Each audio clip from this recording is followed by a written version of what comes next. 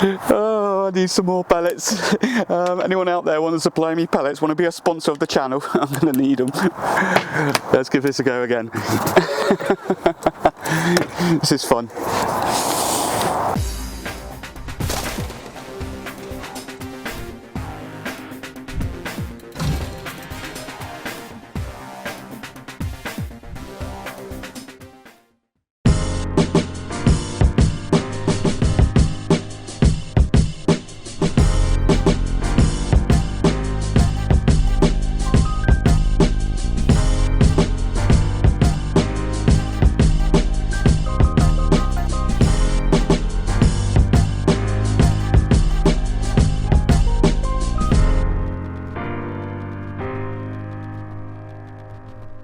Welcome guys, it's Steve here from Airgunology with another video, and today we're going to be talking about the Leshiy 2. Yeah, I got it right, Leshiy. I keep getting told off for that. But anyway, if you're new here on the channel, hit the subscribe button, hit that bell notification. Also check up underneath the YouTube video description.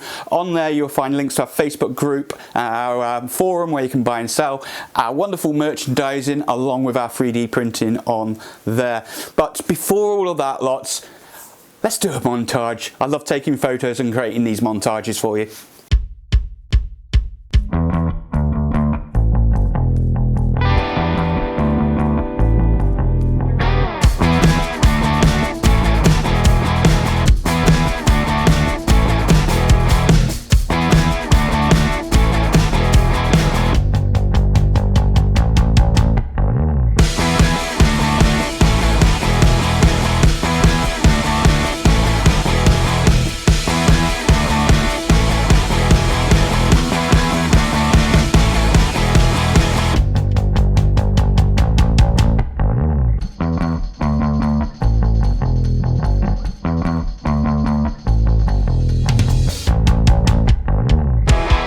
Alright guys, hopefully you like that. I like putting them together. It's great just to get an overview of the rifle. Yeah, let's crack on with it, shall we? Well, this is my Leshiy. I keep getting it wrong. If I say it wrong, I don't care. This is my Leshiy 2 from Edgun. I paid for this out of my hard-earned money. So obviously this is totally unsponsored. And this is my views of my little baby. Yeah, you know the answer already. I think this rifle is fantastic. It's brilliant. But yeah, let's go through it.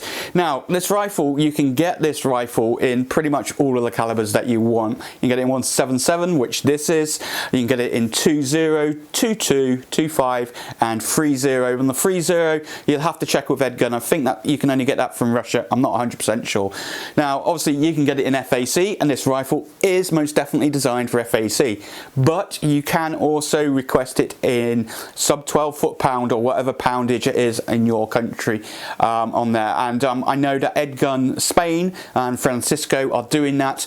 There is actually, they've got a dedicated page there for sub 12 foot-pound. I'll leave a link down in the video description. He's a great guy to deal with, and totally recommend him. But yeah, absolutely gorgeous rifle. Now you can get this rifle also in all of those calibers and the power limits. You can get it in two actual variants. You can get it in a 350mm barrel and shroud, which this one is, or you can get it in a 250mm barrel, shorter, and basically imagine it just chopped off here, same shroud, just chopped off here, a bit shorter. So those are the two that you can get the rifle in.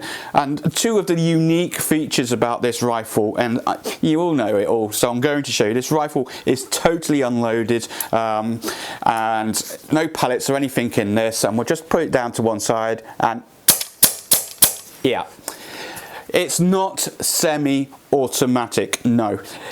Basically the way that this is working is it's actually firing the shot out of the magazine into the barrel and then out of the barrel, so it's not actually loading a pellet into the actual breech. There's no bolt mechanism going on there, therefore it falls within the UK rules as well. It's exactly like the Steyr hunting, that's firing out the magazine, exactly the same as your CO2 pistol, that's firing out of magazines as well. So that's the number one feature, the fact that it's no need to cock this, it's rapid shots with it as well. So double tapping, rapid groups, you can do that with this rifle.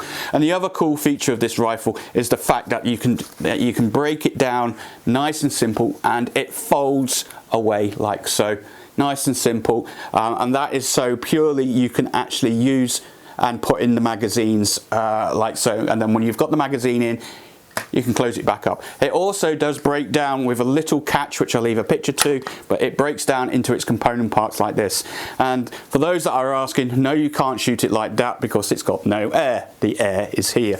So nice and simple, comes apart really simple. So much and so that when it came in the box, that size box, I was wondering whether or not this sent me the right thing. And actually, I've got another one down here.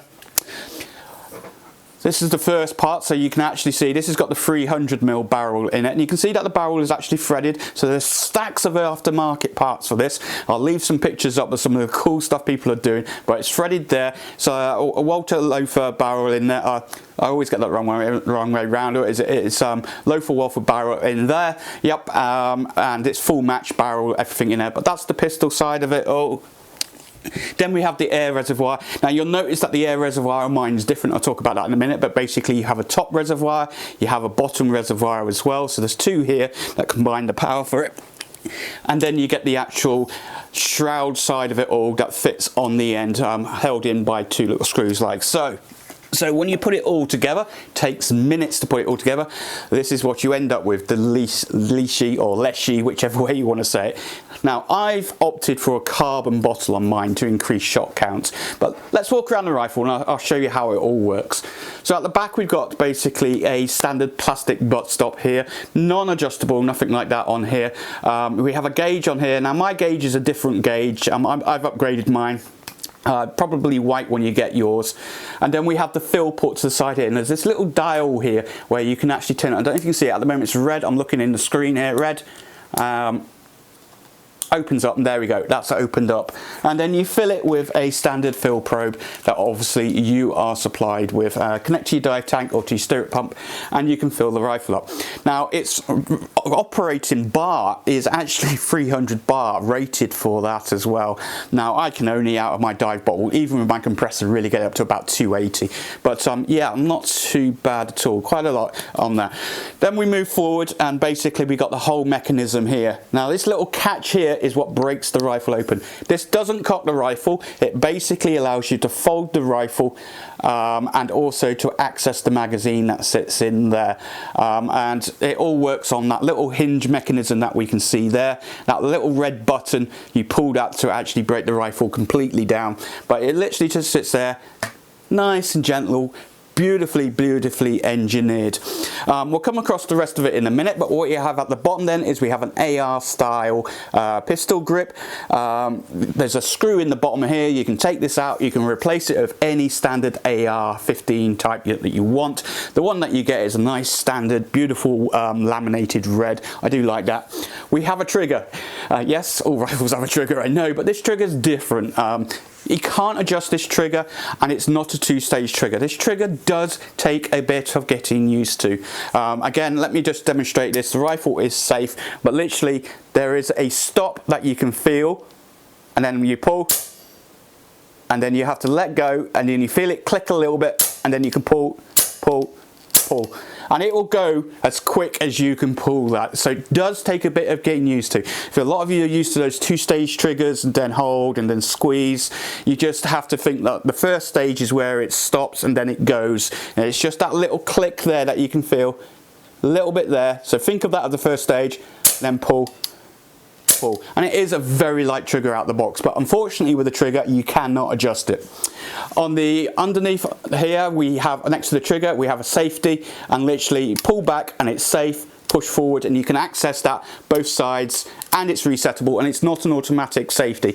Now with this rifle I do recommend that you get used to using this safety, because as soon as this rifle is closed up like so from the open to the closed, that rifle is live. So obviously if you've got pellets in there and you're doing what I'm doing, pellets will be coming out at the end. So get used to that safety. That's one thing you got to start getting used to, I think, with this rifle. Underneath then we have a small Picatinny rail. It's about 15-20 millimeters. I fitted on just a Jint style bipod on there. We have a long Piccadilly rail up the top here. I fitted on a prototype scope I'm looking at the moment, a prismatic one. Keep watching the channel, there's a lot more coming out on these hopefully soon. But a nice good long pick rail up the top here. You can get quite much any scope that you want on there. Pard would fit on there really nice. I wouldn't put an ATN Pro on there, it'll be a bit too big, but I've seen them with people putting standard scopes or short eye relief scopes. This little scope on here works beautifully with it. And of course we've got the shroud itself, and we've got the barrel underneath there, and the shroud is held on by 2 screws here. And like I said, this is the 300mm barrel. Just so that you can see what the barrel system looks like. There we go, there's the barrel, and it's also threaded on the ends, so there's some good stuff that people are actually doing with these with aftermarket parts, and the shroud itself. Now, one of the unique features as well with this rifle is that there's 4 locating bolts here, Allen bolts. If you undo these after you've taken the shroud off, you can swap the barrels out. So I've got a 177, I've also got coming a 2.2 kit with a 2.2 set of magazines. Basically undo these bolts, the barrel slides out, new barrel in, and I've changed caliber. Now I will have to change the regulator pressure on that to make sure that I'm under 12 foot-pound, but of course that's up to me to make sure that I do that.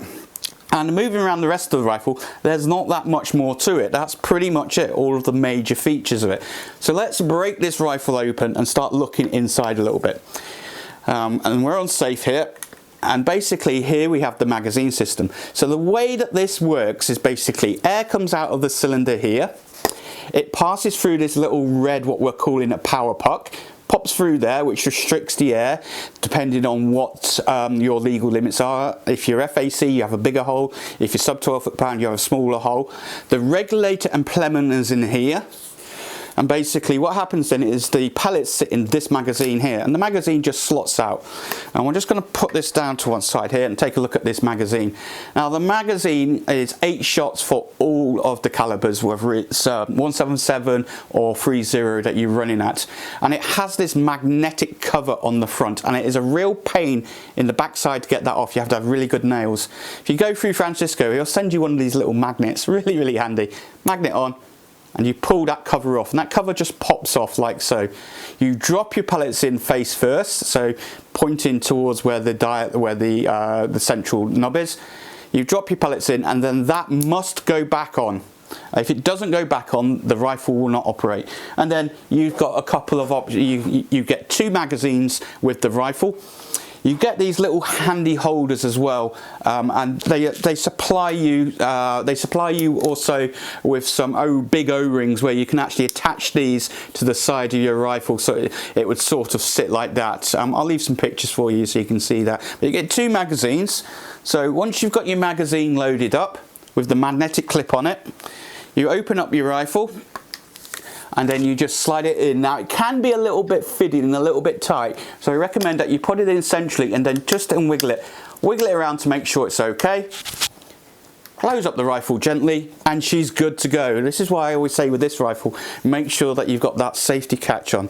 And the way it operates is basically when you pull the trigger, a blast of air is sent out into the back of the pellet, fires the pellet out of the magazine, and a little bit of that air is also then used to cycle and index the magazine, so it spins it round. So I'll try and get some slow motion, but you might just see this as I click it, the magazine turned at the same time. And basically you just keep pressing the trigger until your 8 shots is done.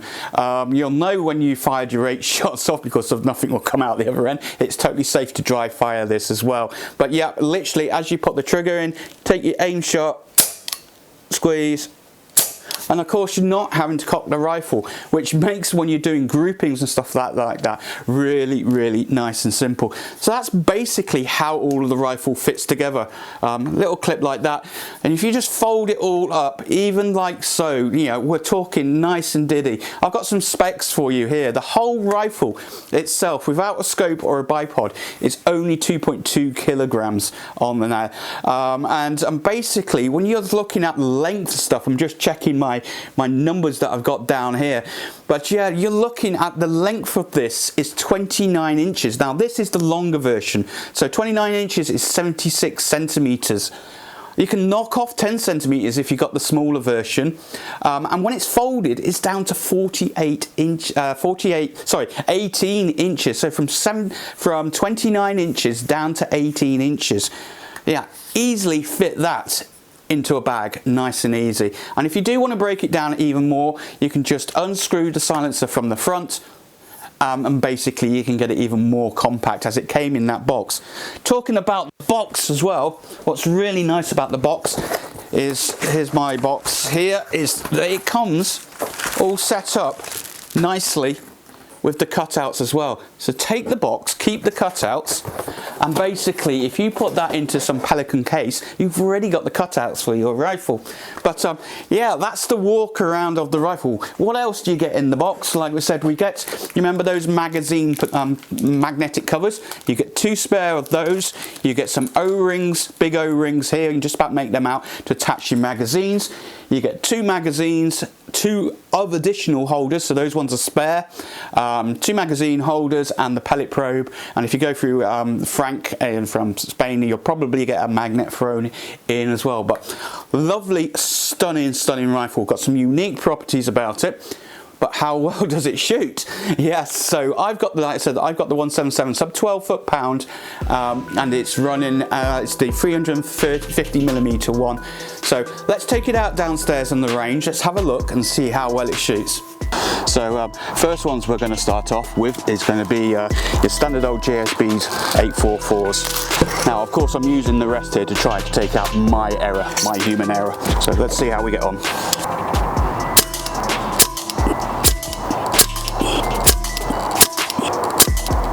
Okay, so now we're going to swap out to the Diablo Fields, the AAs.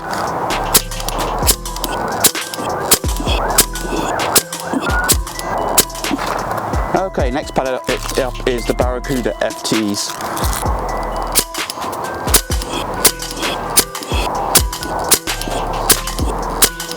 Okay, next up we've got the Crossman's 177s.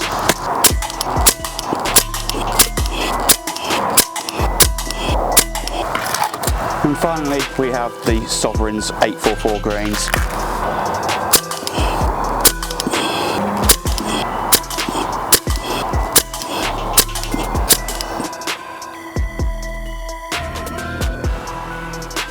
Okay, so I know this is what you guys have all been waiting for.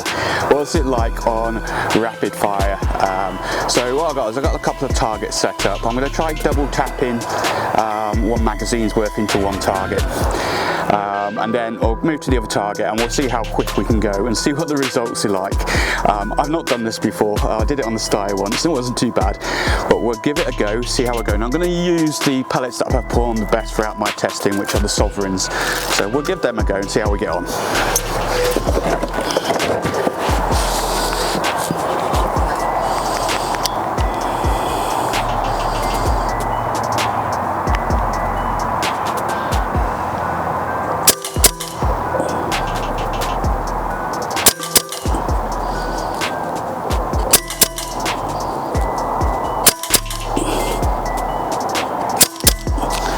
Oh, wow. Oh, I've got to do that again.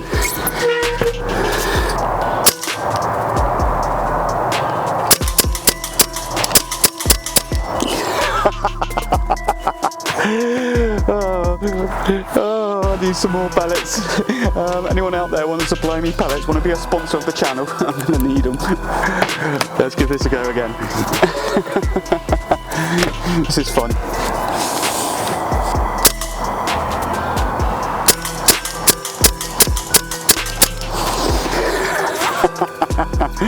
I think what we'll do is for the last one is I'll take the rest away and just see what I like using the bipod itself.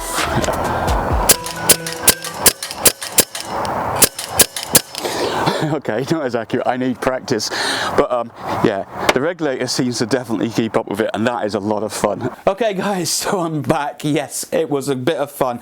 I do love the rifle, it was great fun to shoot, but basically I was a bit surprised with the pellets. The JSB's 844s, not as good as I thought they were going to be.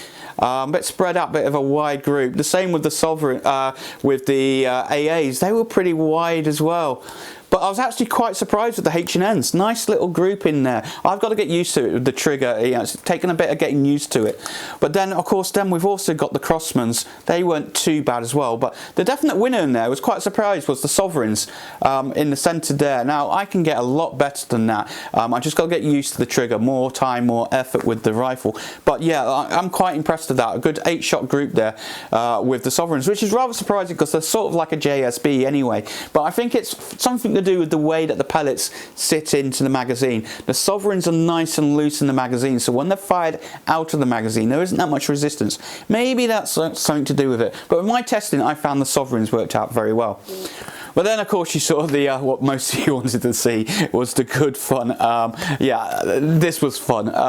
That was the first time I actually decided to film it. I'd had a couple of practices before, but the double taps, super impressed with that group. Like I said, that was out at 25 meters with the Sovereigns, double tap, and again and again. That was a really good group, even if I took my time. Obviously, it went a bit more wayward when I was trying to do as fast as I could, and then the final one when I was just basically on the bipod. More practice needed. But yeah, you can double tap with this.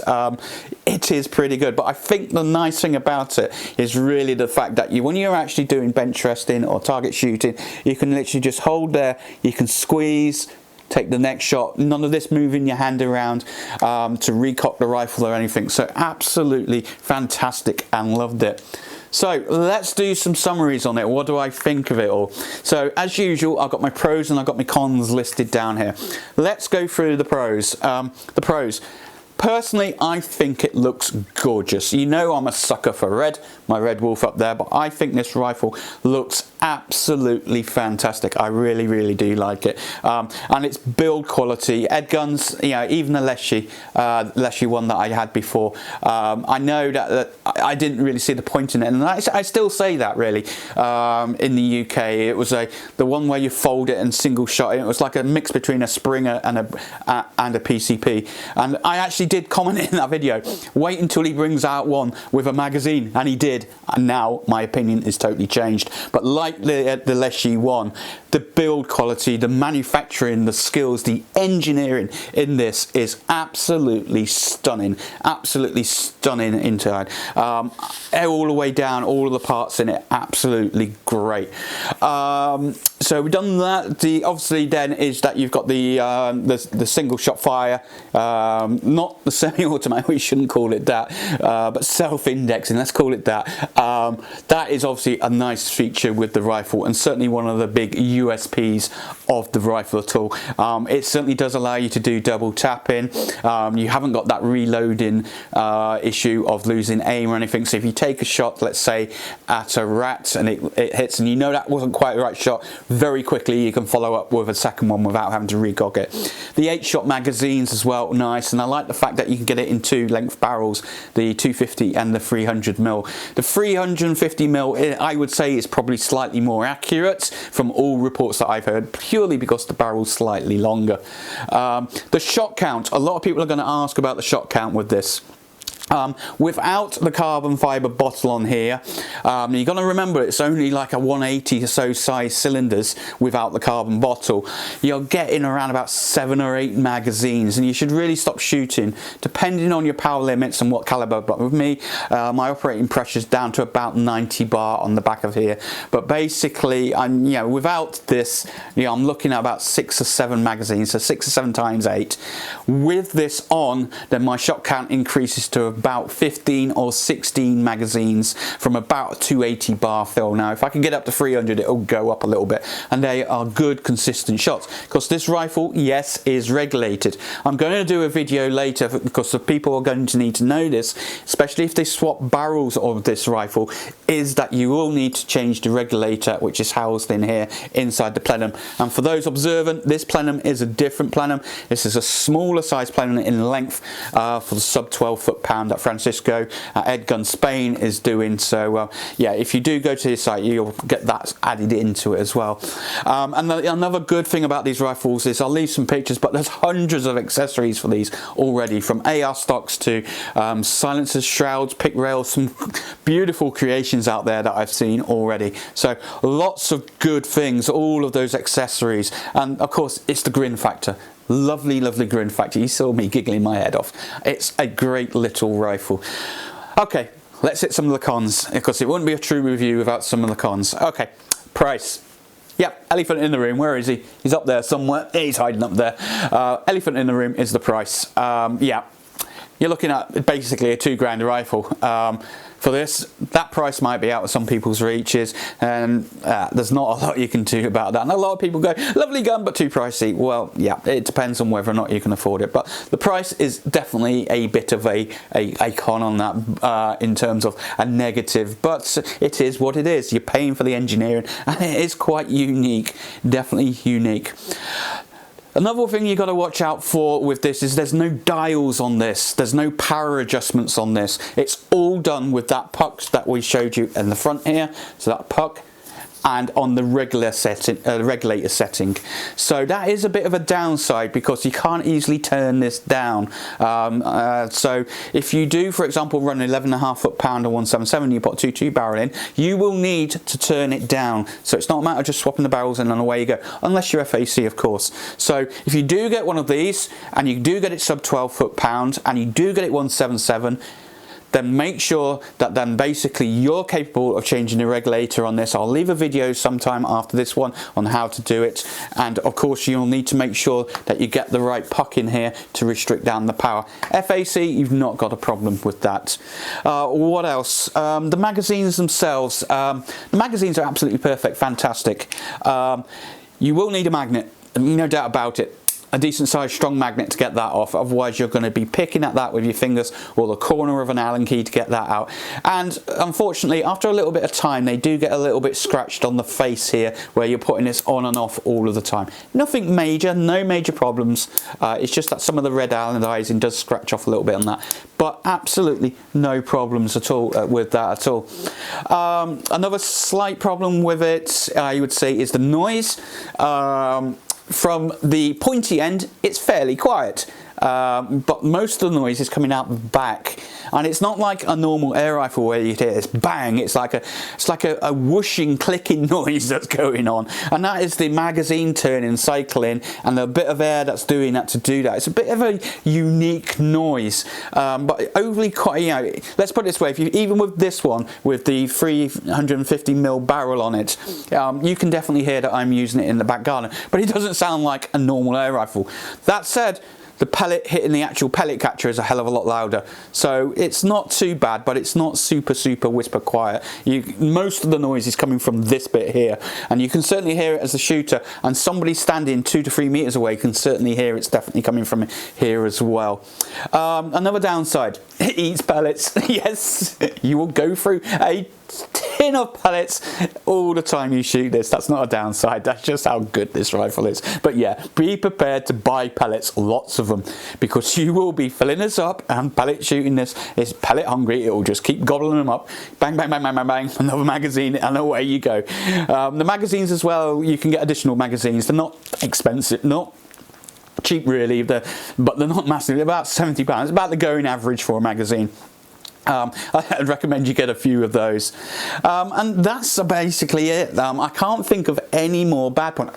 The trigger. Yes, the trigger takes some getting used to. It's not adjustable. It's not a 2-stage trigger.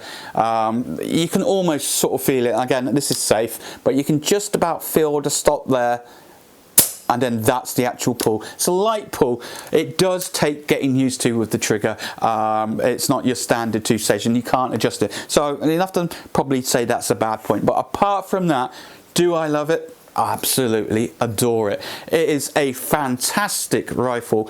Beautifully engineered. I think it looks gorgeous. It's got some really good USP. It's probably got to be one of the best takedown rifles on the market at the moment. The fact that it's got that self-indexing itself on the magazine, it just fills you through the grin factor when you want to have a little bit of safe fun. It's really good fun practicing some double tapping and stuff like that, and it's great for the hunter for those follows up. And accuracy, I forgot. Yes, accuracy. Oh my, it is accurate, very accurate. You know I'm not a great shot, but yeah, I'm happy with this rifle, very happy. So I'd love to know your thoughts and comments. You let me know down below. Have you got one? Have you got one on order? What do you think of the Leshiy, whichever you want to call it, 2? I'm totally in love with the rifle. Love to know your thoughts. I will be doing some more videos with this, especially when I get the 2.2 barrel for it. I'll be comparing it, seeing how it works. I'll also do a video on how to change the regulator in here as well, because you will need to know how to do that for tuning the rifle. But yeah, I've been Steve. This has been the Edgun Leshiy 2. I hope you enjoyed this review, and catch you on the next video.